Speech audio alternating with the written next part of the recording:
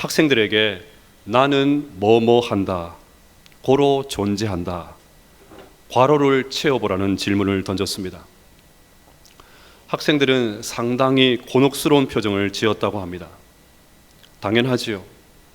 매일같이 특별할 것이 없는 그 일상을 반복하는 학생들이 갑자기 존재에 대한 질문을 받았으니까 그럴 만도 합니다. 얼마 지나지 않아서 주저하던 학생들의 입에서 아주 재기발랄한 답들이 쏟아져 나왔습니다. 한 학생이 나는 취업한다, 고로 존재한다, 비장하게 말하자 뜨거운 박수가 나왔습니다. 또 다른 학생은 나는 연애한다, 고로 존재한다 라고 하자 야유와 질투가 섞인 그런 함성이 쏟아져 나왔습니다. 한껏 멋을 부리고 오토바이를 타고 다니는 남학생이 나는 질주한다, 고로 존재한다 라고 하자 급기야 강의실은 환호의 도가니가 되었습니다. 자, 그런데 학생들의 가장 많은 지지를 받은 명제는 따로 있었습니다. 나는 쇼핑한다, 고로 존재한다. 나는 쇼핑한다, 고로 존재한다. 어떻게 좀 공감이 되십니까? 하루라도 뭔가를 사지 않으면 좀이 쑤시는 지금의 세태를 이보다도 잘 묘사한 문장이 있을까 그런 생각이 듭니다. 뭔가 소유하고 싶은 인간의 욕망은 태고 때부터 있어 왔습니다. 하지만 지금처럼 소유에 대한 욕망이 부풀려지고 비뚤어진 그런 시대도 없는 것 같습니다. 우리는 하루에도 수백 번, 수천 번의 광고를 보면서 삽니다. 보고 싶지 않아도 계속해서 들리고 계속해서 보입니다. 그야말로 광고 홍수의 시대입니다. 언제부턴가 사택 아파트 엘리베이터에 광고 모니터가 설치가 되었습니다. 자세한 내용은 모르겠지만 설치의 대가로 아파트 운영을 위한 수익이 발생하겠지요. 그 돈이 얼마나 되는지는 모르겠지만 집으로 올라가는 그 잠시의 시간에도 우리를 가만히 두지 않으려고 하는 미디어의 공습에 저는 보는 내내 마음이 불편합니다. 잠시도 생각할 틈을 주지를 않습니다. 영상을 통해 잘생기고 예쁜 연예인들이 사라고 소유하라고 유혹합니다. 이것만 사면 당신도 나처럼 될 수 있다는 헛된 꿈을 주면서 말입니다. 요즘은 그것도 모자라서 중후한 중년들이 등장해서 인간다운 삶은 이런 것이다, 이런 메시지를 계속해서 던져주고 있습니다. 졸지에 그것을 소유하지 않으면, 이것을 사지 않으면, 이런 옷을 입지 않으면, 이런 차를 타지 않으면, 이런 곳에 살지 않으면 불행한 인간이다, 시대에 덜 떨어진 인간이다, 그런 메시지를 계속해서 주입하고 있습니다. 그래서 주미정 교수는 이런 세대를 발칙한 어조로 이렇게 말했습니다. 구매하라, 그리하면 너와 내 집이 구원을 얻으리라. 아무리 생각을 해봐도 참 씁쓸한 세상입니다. 자, 그런데 이 구매에 대한 욕망은 우리의 신앙의 여정에도 깊숙이 들어와 있습니다. 대표적인 것이 오늘 본문에 나오는 오순절 성령 강림 사건입니다. 성령 강림을 기록하고 있는 사도행전 2장 1절부터 4절까지는 교파별로 해석의 차이가 있습니다. 이 말씀을 어떻게 해석하느냐에 따라서 교회의 성격과 방향과 신앙의 스타일이 많이 달라집니다. 교파별로 다른 해석을 여기서 다 설명할 수는 없고, 다만 해석이 다양함에도 불구하고 많은 성도들이, 아니 거의 모든 성도들이 오순절에 있었던 이 성령 강림 사건이 지금도 일어날 수 있는 일이라고 해석을 합니다. 그래서 나에게도 성령님이 오시면 얼마나 좋을까, 내 자식들 성령님 한번 만나면 획기적으로 바뀔 텐데, 우리 교회에도 성령님께서 한번 강력하게 임재하시면 큰 부흥의 역사가 일어날 텐데, 예배 중에 갑자기 하늘에서 바람과 같은 소리가 나고 불의 혀같이 갈라지는 형체가 성도들의 머리를 막 감싸고 여기저기서 방언이 막 터지고, 이 일을 보고 놀란 교회 주변의 사람들이 교회로 몰려오면 얼마나 좋을까? 성령님께서 더도 말고 한 번만 역사해 주신다면 내 믿음이 막 강해지고 마음도 뜨거워지고 우리 가정과 우리 공동체 가운데 큰 변화가 일어날 텐데, 연신 이런 생각을 하면서 나도 다락방에 모인 120명의 성도들과 같이 열심히 기도하면 성령님께서 오신다고 생각을 합니다. 내가 열심히 기도하면 그 대가로 성령님을 소유할 수 있다고 생각을 합니다. 저는 성령님을 간절하게 원하는, 그 열망하는 신앙의 열심 자체는 너무 좋다고 생각합니다. 아무런 기대 없이 그냥 교회만 왔다 갔다 하고 그냥 예배당만 밟고 가는 것보다 훨씬 낫지 않습니까? 그런데 열정이 너무 과해서 마치 성령님을 내가 사고 팔 수 있는 것으로 여기는 것이 문제입니다. 하나님이신 성령님마저 구매하려고 합니다. 내가 어떻게 할 수 있는 분으로 생각을 합니다. 그래서 여러분, 지금도 무슨 성령 집회라는 이름으로 모이는 그런 현장을 한번 보십시오. 단골 멘트가, 강사가 하는 단골 멘트가 성령을 받으라, 성령을 받으라입니다. 여러분, 성령님께서 무슨 공이십니까? 일부 예배 때 이렇게 설교했더니 저 뒤에 앉아있던 유치부 아이가 아니요 그러더라고요. 여러분, 성령님이 공이 아니잖아요. 강사가 투수가 되어서 성령님이라는 공을 착 던지면 우리가 포수가 되어서 성령님이라는 공을 받는 것, 그런 것입니까? 또 입에서 바람 소리는 왜 그렇게 많이 내는지 모르겠어요. 그냥 천천히 정확하게 발음해서 기도해도 되는데 굳이하여 뱀 소리를 냅니다. 성령님께서 하늘에서 바람 같은 소리로 임하셨다고 하니까 인위적으로 그런 분위기를 연출하는 것입니다. 오순절 성령 강림이 지금도 우리와 우리 교회 가운데 일어날 수 있다고 해석을 하니까 이런 일들이 벌어지는 것입니다.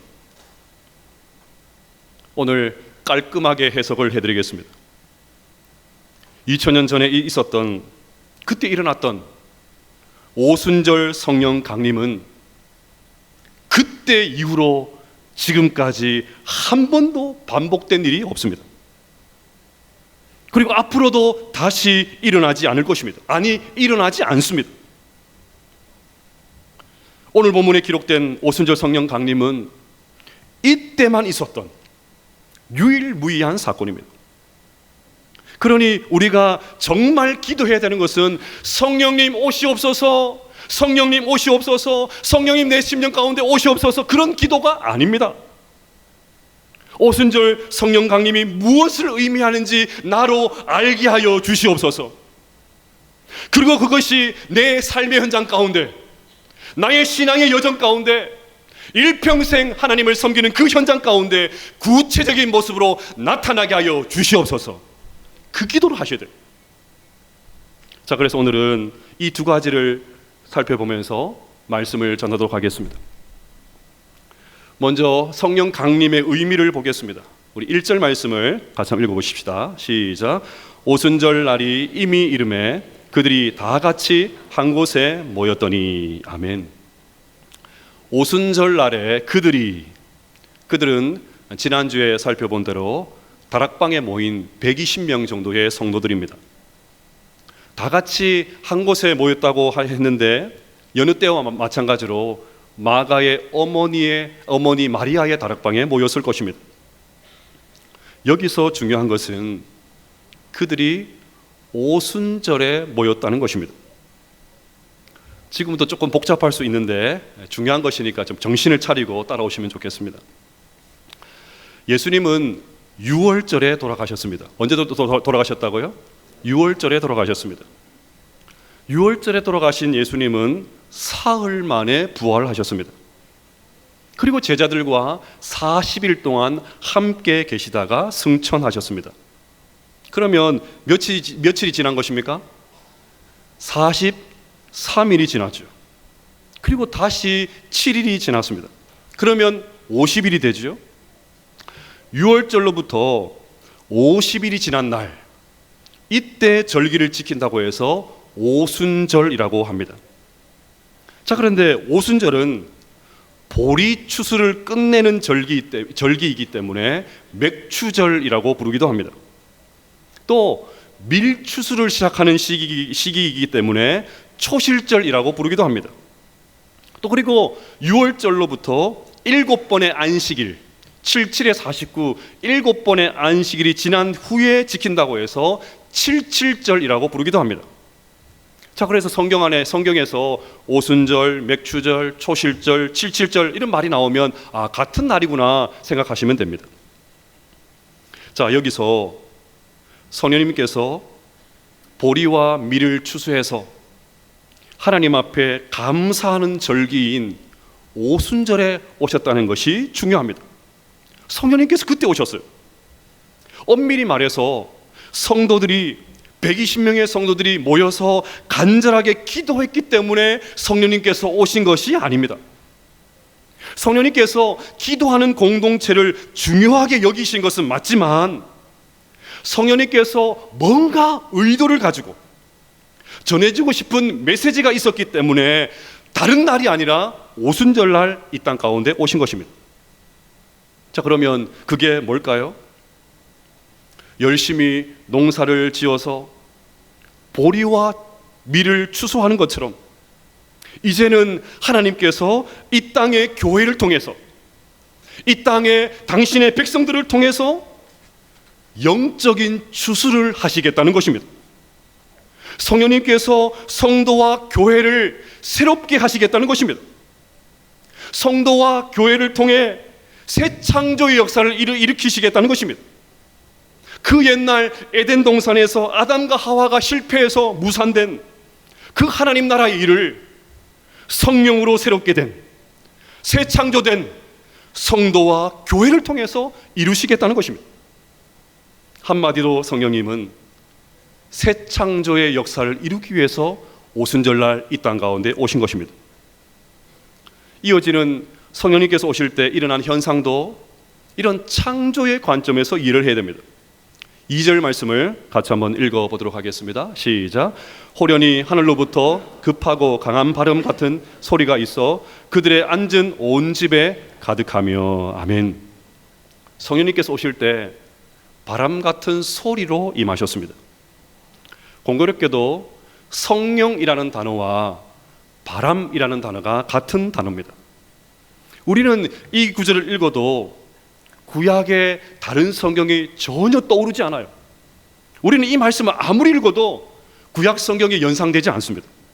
그렇지만 유대인들은 이 말씀을 듣는 즉시로 창세기 1장 2절 말씀을 떠올렸을 것입니다. 땅이 혼돈하고 공허하며 흑암이 깊음 위에 있고 하나님의 영, 성령님이시죠. 바람으로 번역할 수도 있습니다. 하나님의 영은 수면 위에 운행하시니라. 그 태초에 창조 사역을 함께 하셨던 하나님의 영, 성령님께서 이제 이 세상을 재창조하기 위해서, 새롭게 만들기 위해서 오순절날 이 땅 가운데 임하셨던 것입니다. 여기서 우리는 또 에스겔이 보았던 마른 뼈 한상도 떠올릴 수 있어야 됩니다. 에스겔 37장 5절과 6절을 보시면 주 여호와께서 이 뼈들에게 이같이 말씀하시기를 내가 생기, 성령, 바람 다 번역할 수 있습니다.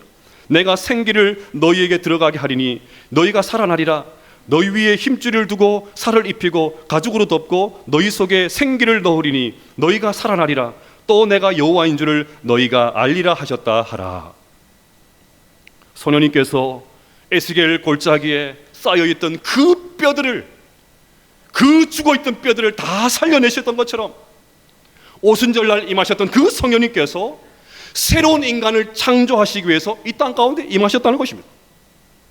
죄로 망가진 인간을 그리스도를 닮은 인간으로 새 창조하기 위해서 새로운 창조 역사를 이루기 위해서, 그래서 하나님께서 보시기에 아름다운 열매를 맺힐 수 있도록, 그래서 오순절날 보리와 밀을 주셔서 하나님께 바쳤던 것처럼 이 오순절날 새로운 인류, 새로운 인간, 그리스도를 닮은 새로운 인간을 만들기 위해서 하늘을 가르고 우리 가운데 오셨던 것입니다.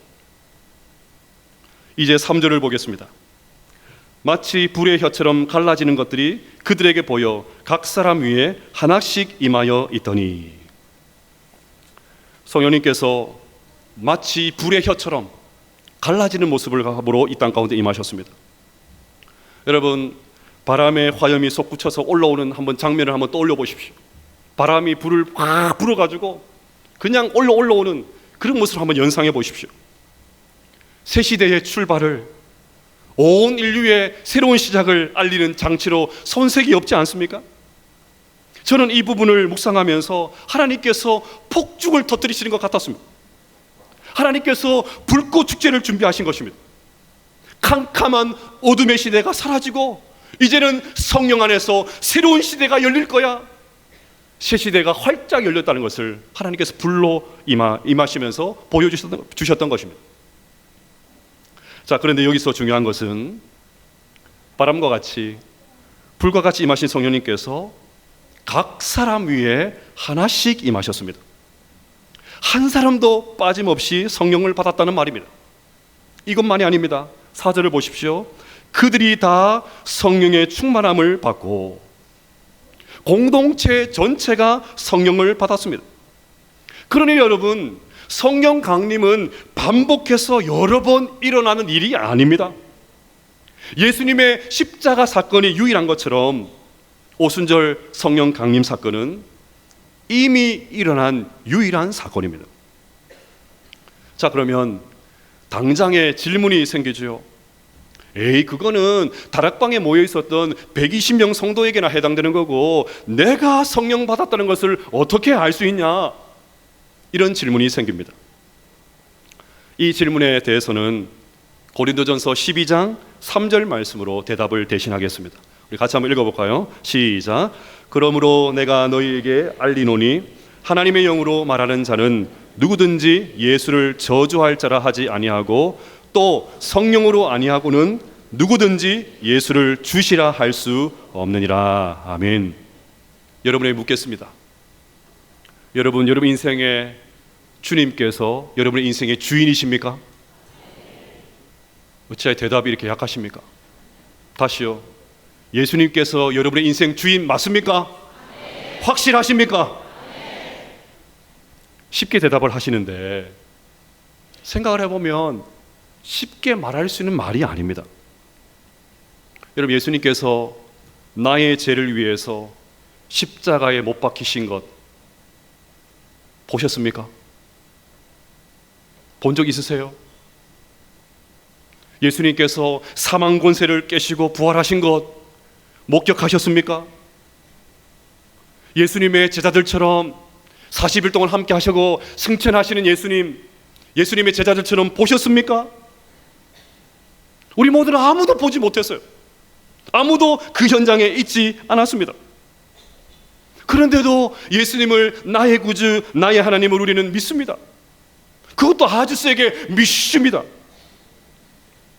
어떻게 보지 못한 것을, 그것도 세상 사람들은 황당하다고 치부하는 그 이야기를 어떻게 믿을 수가 있습니까? 답은 하나밖에 없어요. 성령님께서 이미 우리 가운데 임하셨기 때문인 줄로 믿습니다.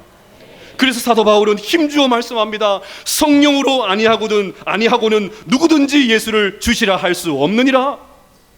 그러니 여러분, 성령님을 우리가 인지하든 인지하지 못하든 우리에게 임하셔서 믿음을 주셨기 때문에 우리가 이런 고백을 할 수 있는 줄로 믿습니다.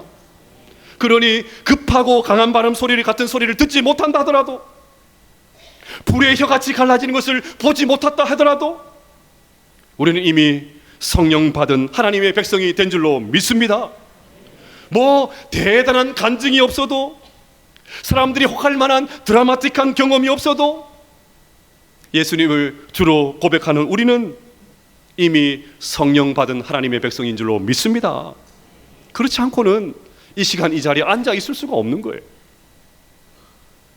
자, 그렇다면 이제 성령 받은 우리에게 중요한 과업이 있습니다.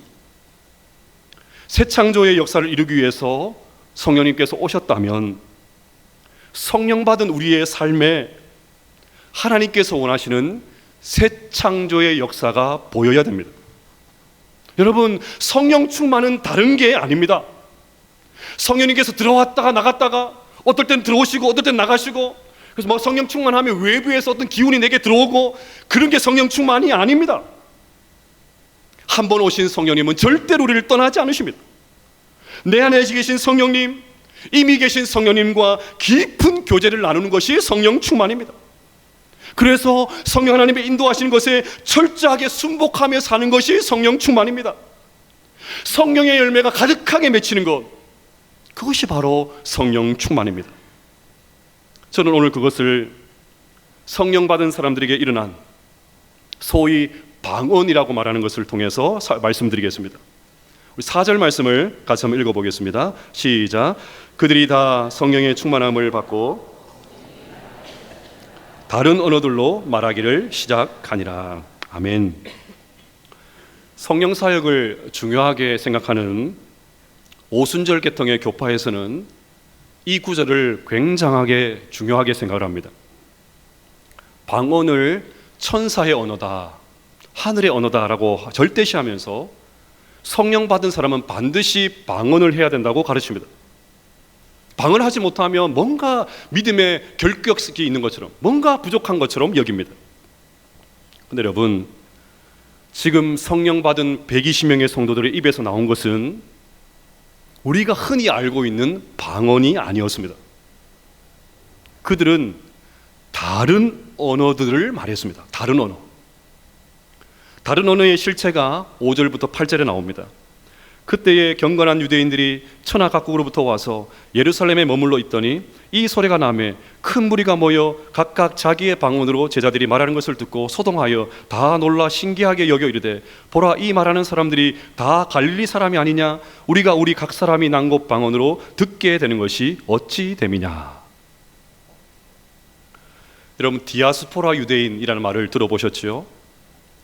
주전 586년에 유다가 바벨론에게 멸망당하면서 수많은 유대인들이 세계 도처에 흩어져서 살게 되었습니다. 거기에서 나고 자란 유대인들을 디아스포라 유대인이라고 합니다. 경건한 유대인들은 절기가 되면 성전이 있는 예루살렘에 모입니다. 오순절은 이스라엘의 3대 절기였기 때문에 디아스포라 유대인들이 예루살렘에 많이 모였던 것입니다. 그런데 이게 어찌된 일입니까? 분명 갈릴리 사람들인데, 자기들처럼 외국에서 산 경험이 없는데, 어학연수를 한 것도 아닌데, 분명 예루살렘 토박이들인데, 디아스포라 유대인들, 자기들이 태어난 다른 나라 말을 하는 것입니다. 그것도 한 나라의 말이 아니었습니다. 9절부터 11절을 보면 최소 15개국 그 이상의 나라의 말을 구사했습니다. 이해를 위해서 그림을 하나 보여드리겠습니다. 제일 밑에, 오른쪽 밑에 보시면 저기가 예루살렘이거든요. 저 예루살렘으로부터 당시 땅끝이라고 할 수 있는 사방의 모든 나라의 언어들을 말하기를 시작했습니다. 여러분, 다시 말씀드립니다. 그들이 말했던 말은 방언이 아니라 다른 언어, 즉 외국어를 말했습니다. 그럼 이때 디아스포라 유대인들이 받았을 충격을 한번 생각해 보십시오. 떠들썩한 소리가 들려서 소리가 나는 곳으로 갔더니 사람들이 자기가 살던 나라의 말들을 막 합니다. 얼마나 놀랐든지 하는 말이, 이 말하는 사람이 갈릴리 사람이 아니냐? 우리가 난곳 방언으로 듣게 되더니 어찌 됨이냐? 믿을 수 없는 현실 앞에서 연신 감탄사를 연발하고 있습니다. 자, 그런데 여기서 우리도 감탄사를 연발해야 됩니다. 일부 예배 때 이 설교를 했는데 아무도 감탄사를 안 하셨어요. 2부 때 기대하겠습니다. 감탄사를 연발해야 돼요.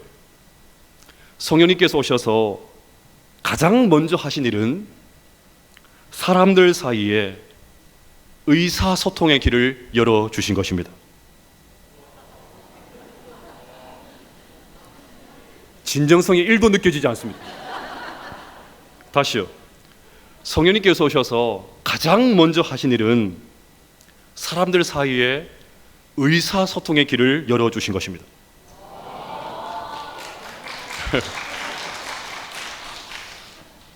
이런 것을 엎드려 절 받는다 뭐 그러죠. 언어의 회복이 일어났어요. 여러분, 왜 이 사실을 별로 감동이 없냐면, 우리는 성령 충만, 성령 받았다고 하면 뭔가 외부에서 큰 능력 받는 거, 이런 것만 생각하거든요. 성령 충만, 성령 받았다 하면 뭔가 대단한 역사가 일어나는 것, 이런 것만 생각을 하거든요. 이상한 소리를 내고 눈에 힘을 주고 물불을 가리지 않고 막 달려드는 호전적인 모습, 이런 것만, 이런 이미지만 연상을 하기 때문입니다. 그래서 여러분, 흔히 사람들이 말하는 성령 받은 사람이다, 그 사람이 성령 받았는지 안 받은지 모르겠지만 성령 받은 사람이라 하면 저는 너무 무서워요. 살기가 느껴집니다. 뭔가 가까이 하기에 부담스러워요. 안 불렀으면 좋겠어요. 근데 보십시오, 오늘 처음 성령 받은 사람들을 통해서 제일 먼저 일어난 것은 의사소통의 길이 열렸던 것입니다. 여러분, 지난주에 리딩 지저스를 통해서 바벨탑 사건을 우리 여러분 읽으셨죠? 바벨탑 사건 이후로 사람들은 서로 알아들을 수 없는 언어를 사용했습니다. 얼마나 알아듣지를 못하니까 그 이후로 불통의 역사가 벌어지게 되었습니다. 사람들이 하는 말을 서로 가슴으로 전달이 되지는 않습니다. 말이 통하지 않으니까 가슴으로 말이 전달되지는 않습니다. 누군가가 나는 슬퍼요 라고 하는데 그 사람의 슬픔을 공감하는 사람이 별로 없습니다. 뭐가 슬프냐고, 내가 당한 일 한번 얘기해볼까? 그때부터 라떼가 시작이 됩니다. 나는 힘들다고 하는데 힘든다는 것을 인정하지 않습니다. 힘들다고 말하는 것을 보니까 아직 정신 못 차렸네, 그럽니다.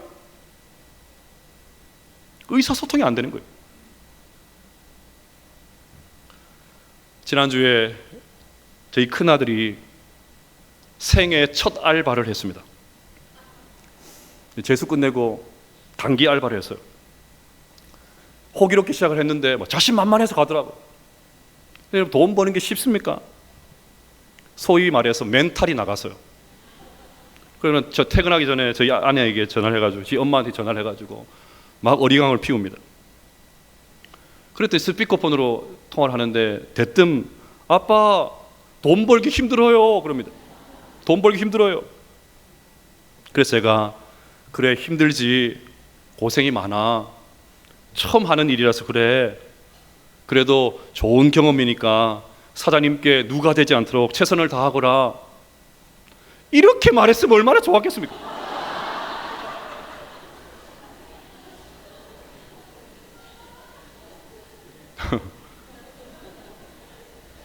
아빠 돈 벌기 힘들어요, 그 말 떨어지자마자 제가 뭐라 했는 줄 아십니까?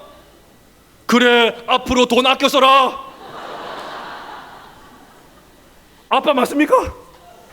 그래 앞으로 돈 아껴 써라. 아빠가 그동안 얼마나 힘들게 돈 벌지 이제야 알겠냐, 그 말이죠. 도대체가 의사소통이 안 돼요. 아빠 힘들어요. 뭐가 힘드냐? 막 이러면 내가 더 힘들다. 막 그럼 내가 더 힘들다. 도대체가 소통이 안 돼, 소통이. 그러니까 여러분, 오늘 이 설교는 1차적으로 저에게 하는 설교예요. 저만 그렇습니까? 아멘 하시는 분이 계셔가지고. 누군가를 만나고 돌아서면 마치 봄바람처럼 생기가 돌고 기분이 좋아지는 사람이 있습니다. 어떤 사람이죠? 내 상황과 말에 공감할 줄 아는 사람이죠.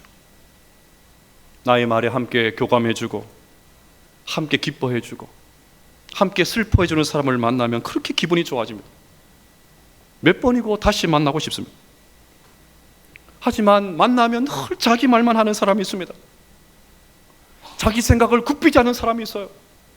금방 얘기하는데 무슨 말이라고요? 도대체 듣지를 않습니다. 나는 슬프다고 하는데 아닙니다. 나는 힘들다고 하는데 아니라고 하는 사람이 있습니다.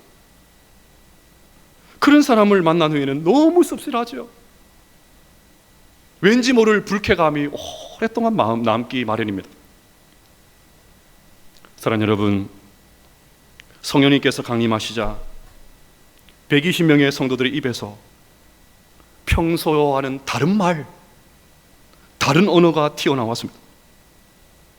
주님의 혀, 주님의 입이 되어서 주님께서 원하시는 말을 하게 되었다는 말입니다.